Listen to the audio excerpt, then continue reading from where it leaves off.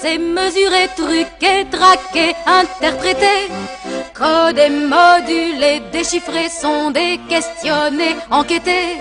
Depuis toujours je suis en fiche, docile à sol et je m'en fiche.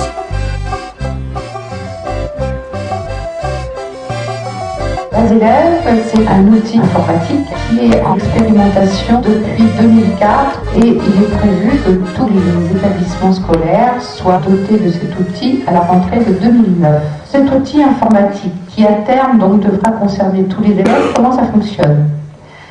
Dans tous les documents officiels, il est présenté comme un outil partageable entre, on va dire, 3 parties. Le directeur d'école qui remplit les champs de Basélève, le maire et l'inspecteur d'académie ou l'inspecteur de circonscription qui, lui, a accès à tous les champs. C'est une atteinte aux libertés privées qui est quand même forte, quoi.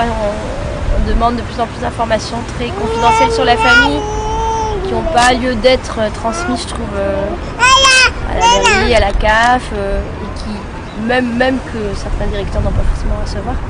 Après, si c'est détruit après la maternelle, ça c'est autre chose, mais des informations très personnelles sur l'enfant. Alors vous avez une rubrique qui concerne l'identification de l'élève lui-même, c'est-à-dire son sexe, le nom d'usage, le prénom, le lieu de naissance, son pays de naissance, son adresse, etc. Suite à l'intervention du réseau éducation sans frontières et des syndicats, ils ont supprimé la notion de nationalité et date d'entrée en France, qui était prévue dans la base d'élèves. Alors ils l'ont supprimé, mais sauf que c'est une option qu'ils ont mis en veilleuse. Donc dans le groupe de pression, ils peuvent le remettre. Vous avez une deuxième rubrique qui concerne les responsables de l'élève. Et là, vous avez le nom, le lieu de travail, la profession, le code socio-professionnel. Ensuite, vous avez un certain nombre d'informations sur la scolarité, dans quelle classe, à quel niveau, et aussi un certain nombre d'informations qui concernent le périscolaire. Ensuite, vous avez le cursus scolaire, et dans cette rubrique, vous trouvez finalement tout ce qui concerne l'acquisition de compétences par l'élève. Alors, les choses sont formulées avec les termes qu'on utilise aujourd'hui. Par exemple, possession d'une culture humaniste, acquisition de compétences sociales et civiques, autonomie et esprit d'initiative. Et enfin, vous avez une dernière rubrique qui s'appelle particularité. Et c'est dans cette rubrique que vous trouvez un certain nombre d'informations, par exemple, par rapport à un projet d'accueil individualisé, par rapport à des élèves qui seraient en situation de handicap.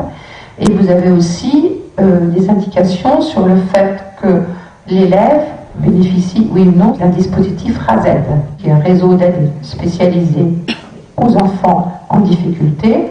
Dans ce dispositif RASED interviennent des médecins, des psychologues, des enseignants spécialisés et des rééducateurs. Formation sur base élève. On peut se demander quelle est l'opportunité dans une optique de prévision d'effectifs, d'avoir tant d'indications et de manière nominale. Dans l'école, pendant des années, on a réussi à s'en sortir sans ces fichiers informatiques. On peut continuer à inscrire les élèves, à faire remonter le nombre d'élèves sans devoir rentrer ces données-là, quoi. Donc on sait bien qu'il y a d'autres motivations derrière que juste celle de rationaliser, la base de données de simplifier le système d'inscription, etc. On le sait.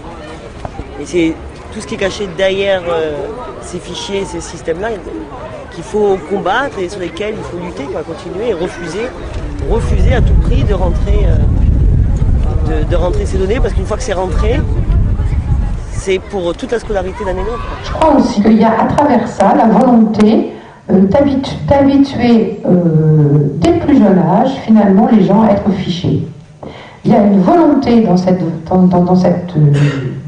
fichage généralisé de banaliser le fichage. Et ça a été aussi un des discours de l'éducation nationale, à chaque fois qu'il a été interpellé là-dessus, de vouloir banaliser cet outil en disant mais non, c'est rien du tout, c'est pas plus que ce qu'il y avait avant dans le cas du dossier scolaire. Sachant que la différence aussi, c'est que le dossier scolaire, il appartenait à la famille et qu'il était rendu à la famille à partir du moment où l'enfant quittait l'école. là, les élèves échappent finalement complètement à la scène.